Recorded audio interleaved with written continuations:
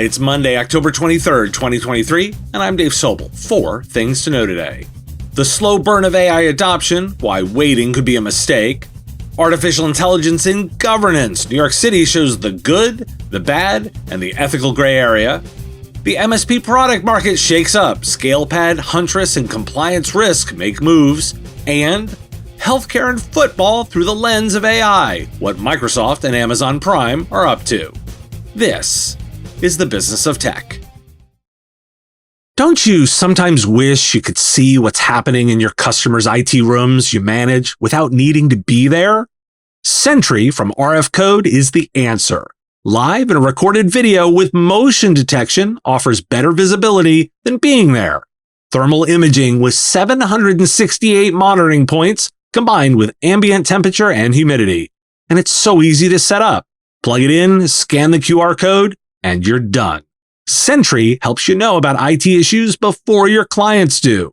And listeners get 30% off your order of hardware and service with code MSP Radio on checkout. Visit rfcode.com/MSP Radio and never be asked why you didn't know again.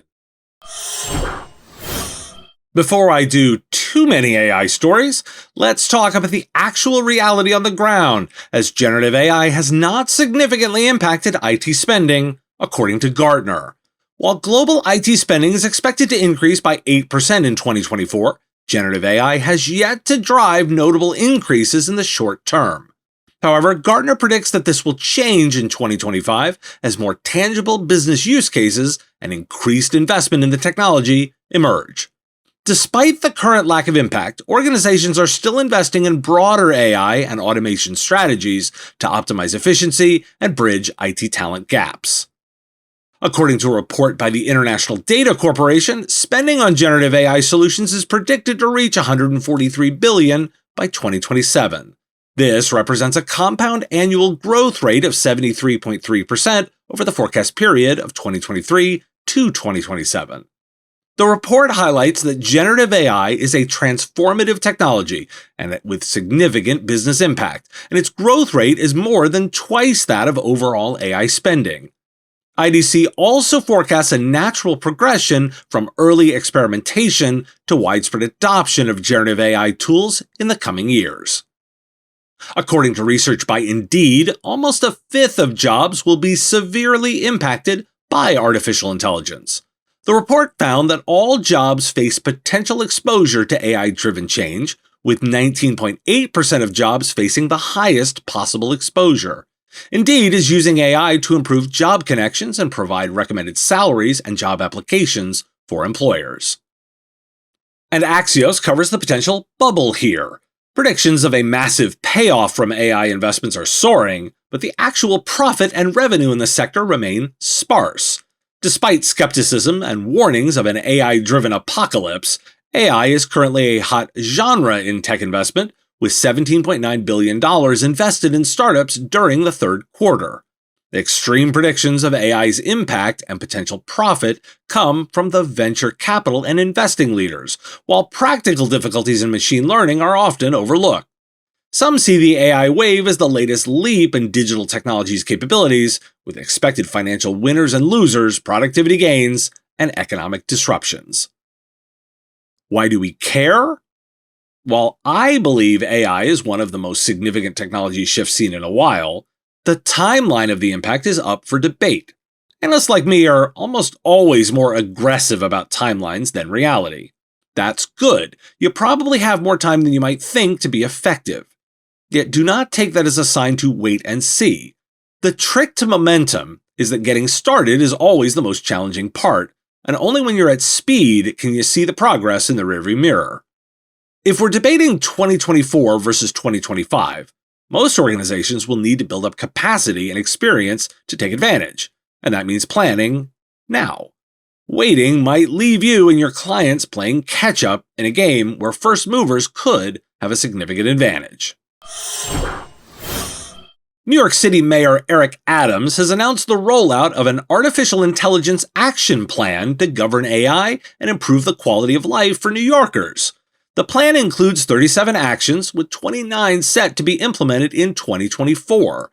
It establishes a framework to govern AI, creates an advisory board, prepares city employees to work responsibly with AI, and publishes annual progress reports. The plan aims to balance deploying beneficial technologies and protecting against potential risks and harm. New York City already uses over 30 algorithmic tools, and the plan will establish new policies around their use.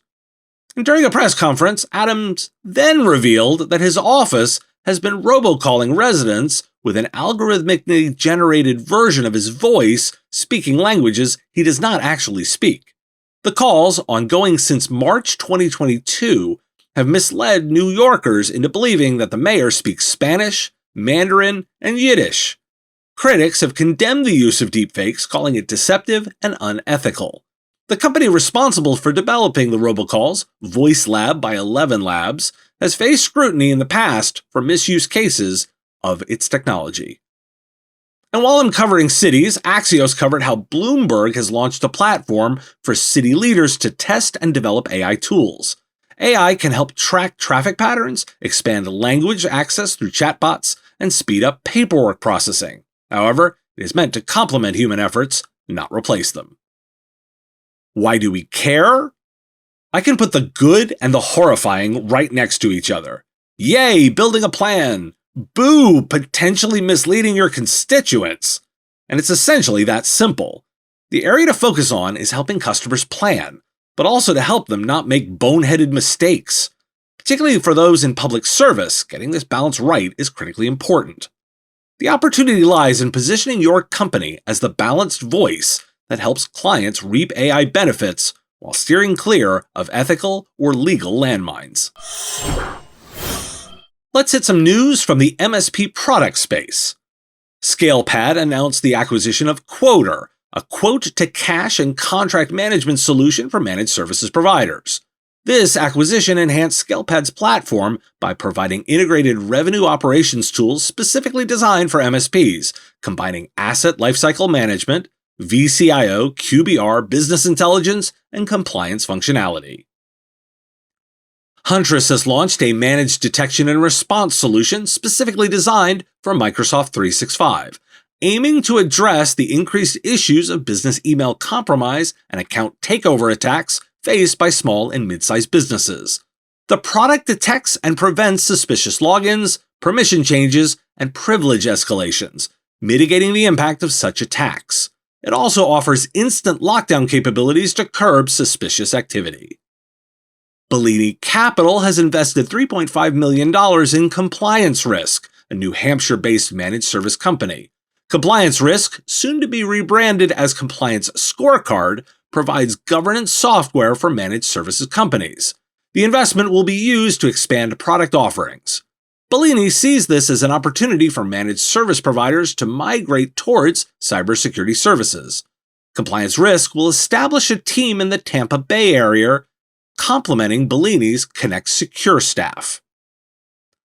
Why do we care? Wanted to comment on two things. First, ScalePad is building up its version of a platform for providers.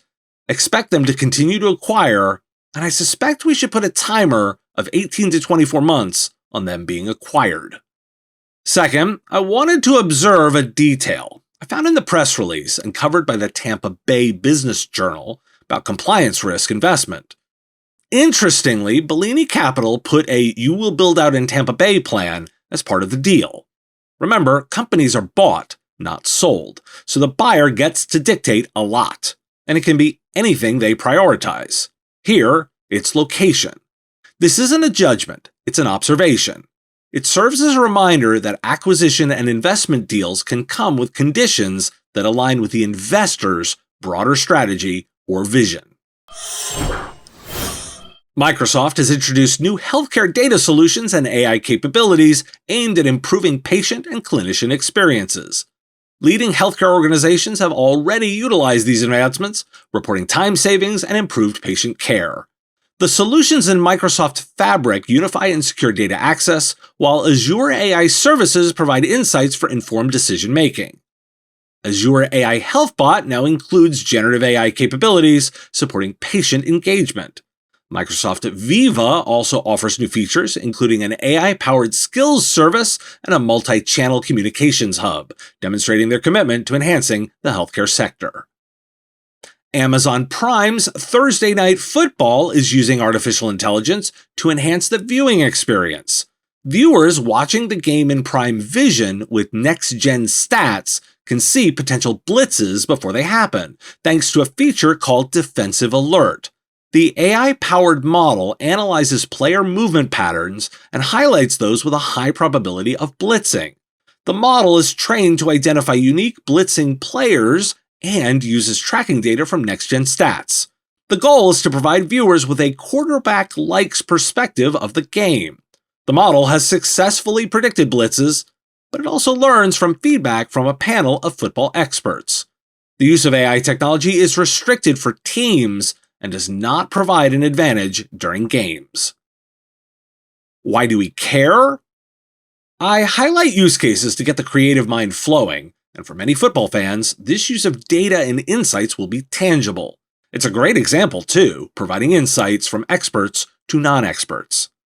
The healthcare ones, those are the ones you'll probably make money from, particularly as healthcare institutions look to integrate AI for patient engagement and improve clinician workflows.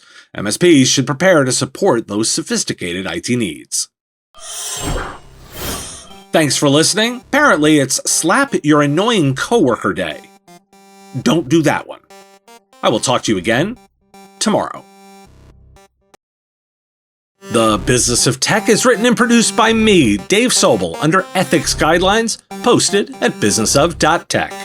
If you like the content, please make sure to hit that like button and follow or subscribe. It's free and easy and the best way to support the show and help us grow. You can also check out our Patreon, where you can join the Business of Tech community at patreon.com/MSP Radio, or buy our Why Do We Care merch at businessof.tech. Finally, if you're interested in advertising on the show, visit mspradio.com/engage. Once again, thanks for listening to me, and I will talk to you again on our next episode of The Business of Tech. Part of the MSP Radio Network.